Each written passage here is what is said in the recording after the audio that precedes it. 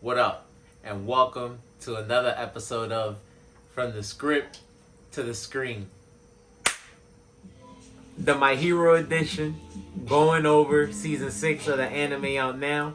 Episode 18 of the season was just released. As you guys know, I like to cover the manga chapters that it related to. So that would be chapters 304, 5, and 6 of this week. Dope episode, as always. Shout out to Studio Bones. I enjoyed how they covered the content this week.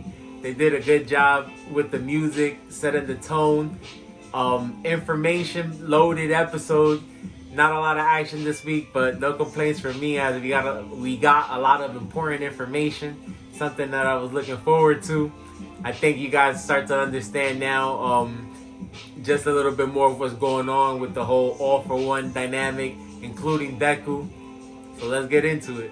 Now, before anything, as always, disclaimer, if you haven't watched the episode, make sure you watch it. We're going to talk about some things, might be spoilers. Starting off with chapter 304, they started the episode showing off the previous wielders of One For All.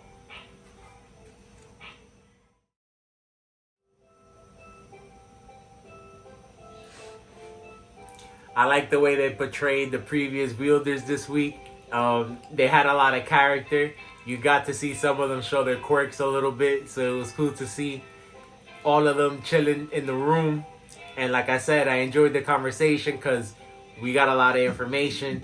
Something that was important to note was that the fourth wielder, as he explained himself, he was one of the people that had One For All the longest. And due to the fact that he was somebody that was quirkless. So something else that we found out was the fact that All Might was also quirkless, something that we didn't know. But that was the hidden, the secret factor to them being able to basically withstand it for so long, and why the quirk One For All is doing what it's doing right now. So it was cool to learn the fact that since All Might was quirkless, he was able to hold on to One For All for 40 years and basically was able to use it to its full capacity, because being how they explained it, his vessel was empty. He was able to take all of One For All. Same situation with Deku. Now the only difference is with Deku, we see at this point that the quirks of the previous wielders are starting to come out, which is why, like they said, and I thought it was very put a lot of pressure on Deku, but it was also cool because now we see just how much of a burden he does have on his shoulders. The fact that he might be the last user of One For All, but he also does have the strongest version of One For All. So now the reason that we find out that One For All might not be able to be passed on to somebody else is that we know in Deku's generation, it's very hard to find somebody that doesn't possess a quirk. Deku was one of the people that just so happened to meet All Might, and All Might decided to pass on his quirk.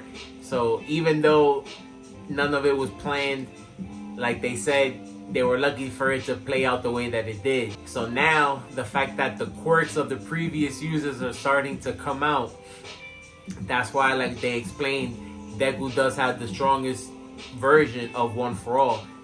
But, like I said, they know that Shigaraki possesses a big threat, because we also learned that One For All is basically the opposite of All For One. And the reason that One For All possesses such a danger to All For One is because his brother's emotion, his brother's rejection of All For One is stronger than his. And the fact that at this point, Deku's the 9th wielder, we get to see just how much previous emotion, just how much resilience there is towards All For One. So All For One is not able to steal One For All himself, which is why he's using Shigaraki, somebody that he's molded since young to have just such hatred and disdain for the world and the quirk system and just the hero society in general, that he feels like he's able to basically overcome what's in One For All and take it for himself. Now, the crossroads that they come upon here, something that I enjoyed seeing was how they felt that they put Deku to the test and basically wanted to know what he decided to do, what he wants to do, with Shigaraki and how he feels like he has to take care of the situation. Through conversation, we find out that Deku, we know, like we found out throughout the fight, he feels like he can save Shigaraki. He feels like at the core of Shigaraki's existence is still a child that, you know, didn't have control of his situation, didn't have control of what happened, and kind of just wants to put all that past him. We know that he's not going to be forgiven by everybody, but we know that heroes always have that complex of not taking justice into their own hands, and Deku doesn't want to do that here. So it was cool to see. And we see the comparison that they have for Shigaraki this week.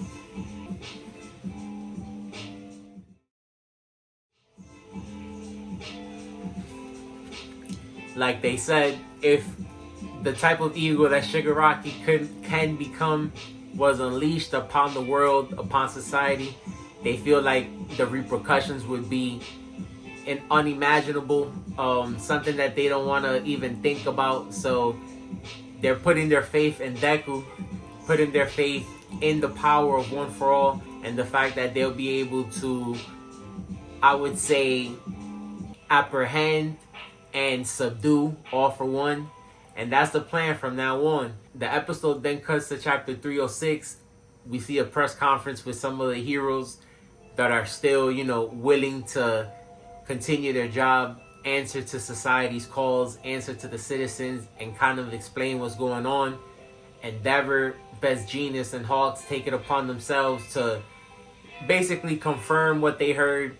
You know, not something that the citizens wanted to hear, but at the same time, I respected it because they kept it honest, but they also let them know that being heroes is something that they weren't going to give up on.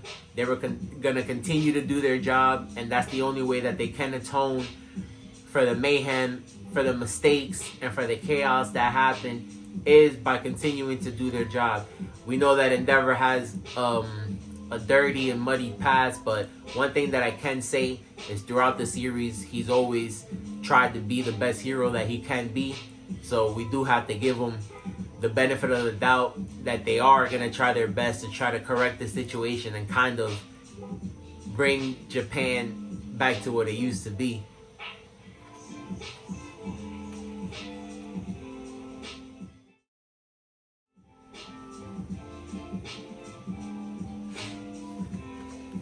I enjoyed the panel with Endeavor, you know, taking it upon himself, letting the citizens know if they have any doubts, they could place it upon him.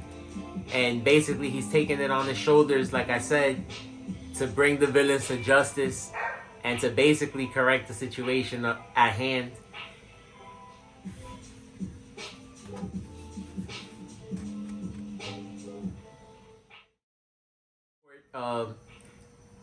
Volume 31, and the episode ends with one of my favorite panels. Deku standing on top of the building like Batman, scoping out the city. We know at the end of the episode, Deku decides to leave the school. And, you know, at this point, he knows that everybody's after him, so he kind of wants to keep everybody away from danger. Now Deku has all the information. He knows exactly what's going on. He knows that he's going to have a bunch of quirks at his disposal now, which is why I always felt like Deku's somebody that has to be respected. From this point on, you guys are going to start to see why. Deku is very talented. He's always been. We always know that he's always been somebody that was good with information, but it takes a lot to do what he does. And we're going to start to see that from now on. So I can't wait to see it. Shout out to Studio Bones. And we'll see what happens next week.